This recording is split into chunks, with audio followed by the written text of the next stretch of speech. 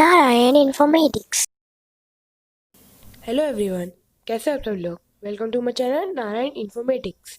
आज की मेरी संडे स्पेशल वीडियो और मैं आपको बताऊंगा 10 सेंटेंस के बारे में। इंग्लिश पढ़ेंगे आज हम लोग। तो चलिए स्टार्ट करते हैं। तो जब हम लोग सेंटेंस स्टार्ट कर रहे हैं उससे पहले मैं आपको समझाना चाहता हूँ वर्ड्स के बारे में। अ ग्रुप ऑफ लेटर्स मतलब एक लेटर्स का ग्रुप कंबाइन होता है और फॉर्म कर देता है एक word. Words help us to express our thoughts and feelings. Words हमारी मदद करते हैं अपनी थॉट और फीलिंग्स को बताने के लिए। Words are arrange in groups. ये वर्ड्स हम लोग अरेंज करते हैं ग्रुप्स में कि एक मीनिंगफुल कुछ बने, उसको हम कहते हैं सेंटेंस। अब आइए सेंटेंस की डेफिनेशन जानते हैं। A group of words that makes complete sense is called a sentence. Words का समूह जब मिक्स होता है और एक मतलब बनाता है उसे हम सेंटेंस कहते हैं।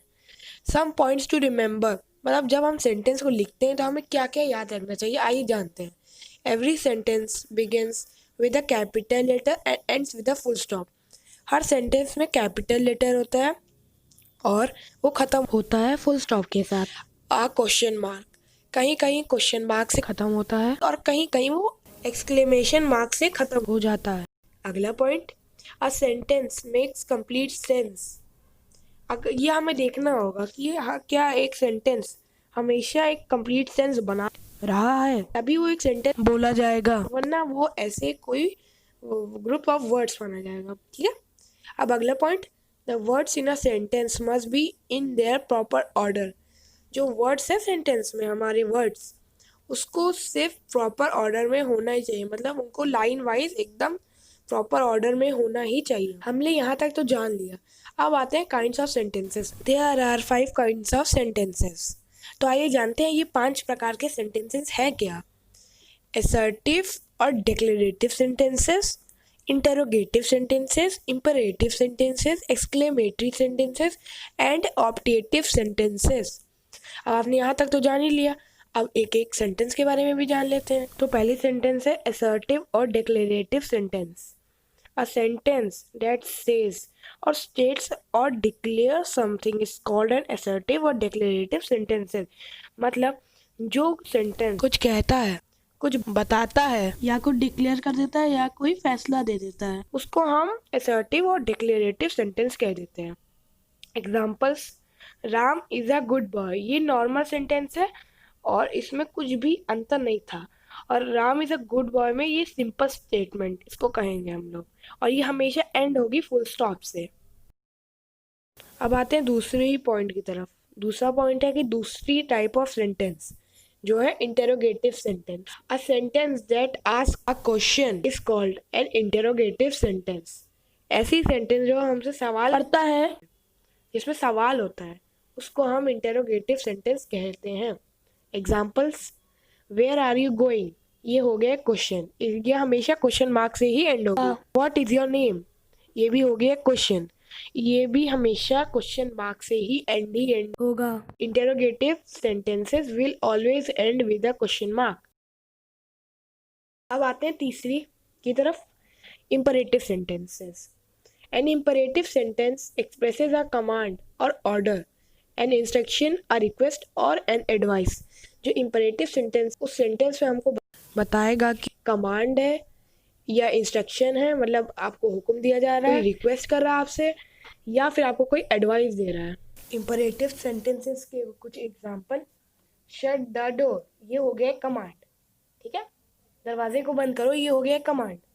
फिर please give me your pen, ये दूसरा एग्जाम्पल है, मतलब ये हो गई रिक्वेस्ट, जहाँ प्लीज लगता है उस रिक्वेस्ट माना जाता है। You should not tell lies, ये हो गई एक एडवाइस, ये हम बता रहे किसी को आपको झूठ नहीं बोलना चाहिए, ये एक एडवाइस हो गई। तो अब आते हैं फोर्थ सेंटेंस के बारे में, मतलब एक्सक्लेमेटरी सेंटेंस के बारे में जानते हैं। An exclamatory sentence expresses a strong emotion और सडन स्ट्रॉन्ग फीलिंग। जो एक्सक्लेमेटरी सेंटेंस होता है वो या तो एकदम स्ट्रॉन्ग इमोशंस, मतलब अपने जो इमोशंस बताता है, या फिर कोई शॉक वॉक जैसे होता है, शॉक लगना, उसको हम एक्सक्लेमेटरी सेंटेंसेस में देख लेते हैं। अब जानते हैं एक्सक्लेमेटरी सेंटेंसेस के examples. What a beautiful picture is this, ये एक एक्सक्लेमेशन हो गया क्योंकि यहाँ एक्सक्लेमेटरी मार्क लग गया। अब अगला example, what a horror movie was it. यहाँ भी एक्सक्लेमेटरी मार्क लग गया, इसलिए एक्सक्लेमेशन हो गया, और ये एक्सक्लेमेटरी सेंटेंसेस के एग्जाम्पल्स हो गए। अब आते हैं last kind of sentence, optative sentences. तो ये ऑप्टेटिव सेंटेंस जब मैं स्टार्ट करूंगा उससे पहले मुझे आपको बताना है एक नोट जो आपको याद रखना चाहिए। A point to remember here is that optative sentences are not always counted in the kind of sentences। मतलब ये जो ऑप्टेटिव सेंटेंस है हर बार काइंड्स ऑफ सेंटेंसेस में नहीं आता। There are mainly 4 kinds of sentences। Optative sentences are a part of exclamatory sentences। ये सिर्फ हमारे पास सिर्फ 4 kinds of sentences होते हैं, assertive और declarative sentences, interrogative sentences, imperative sentences और exclamatory sentences। ये मेनली ये 4 होते हैं, पर कहीं कहीं हम ऑप्टेटिव दे देते हैं, तो जैसे आपको कंफ्यूजन ना हो इसलिए मैंने यहाँ पर ऑप्टेटिव आपको बता दी है, पर ये मेनली एक्सक्लेमेटरी सेंटेंसेस का ही पार्ट होता है। आप देख सकते हो यहाँ पर इसके एग्जाम्पल्स में एक्सक्लेमेटरी मार्क लगा है, इसलिए ये एक्सक्लेमेटरी सेंटेंसेस में भी आता है। तो अब स्टार्ट करते हैं ऑप्टेटिव सेंटेंसेस पे। An optative sentence is used to pray, curse और गिव ब्लेसिंग्स। ये जो ऑप्टेटिव सेंटेंसेस हैं ये हम लोग प्रार्थना करने के लिए काम आता है, श्राप देने के लिए काम आता है, और किसी को आशीर्वाद देना उसके लिए भी काम आता है। अब जानते हैं इसके examples. May God bless you, भगवान आपको खुश रखें, मतलब ये हो गई एक दुआ, ये हो गई एक ऑप्टेटिव सेंटेंस, ठीक है। अब अगला example, may God give you a long life, भगवान आपको लंबा जीवन दे, ये भी हो गई एक ऑप्टेटिव सेंटेंस, ठीक है। तो दोस्तों आज की वीडियो में बस इतना ही। अब अगली वीडियो में मैं लाऊंगा नया, तो तब तक अगर आप मेरे चैनल पे नए हो तो चैनल को सब्सक्राइब कर दें, बेल आइकन को दबा दें और लाइक बटन को प्रेस कर दें, ठीक है। Thank you for watching friends.